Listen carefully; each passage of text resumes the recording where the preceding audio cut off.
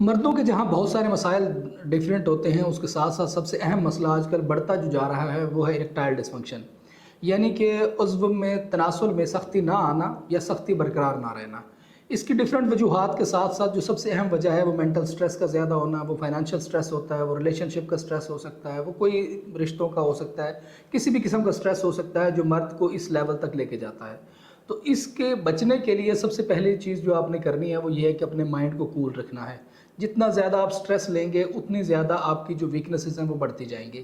اس کے ساتھ ساتھ جو آپ کی ڈائٹ ہے وہ ڈائٹ پہ ضرور فوکس کریں۔ ڈائٹ میں آپ زیادہ مرغن غذائیں جس میں کڑھائیاں ہیں یا اس طرح کی جو تلی ہوئی چیزیں ہیں ان کو اوائڈ کرنے کے ساتھ ساتھ آپ نے سیلڈ، فروٹ اس کو زیادہ اپنی ڈائٹ میں شامل کریں، اور اس کے ساتھ واک لازمی کریں۔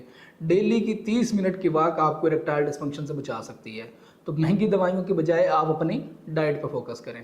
شکریہ۔ صرف ویریفائڈ ڈاکٹر سے اپوائنٹمنٹ بک کراؤ۔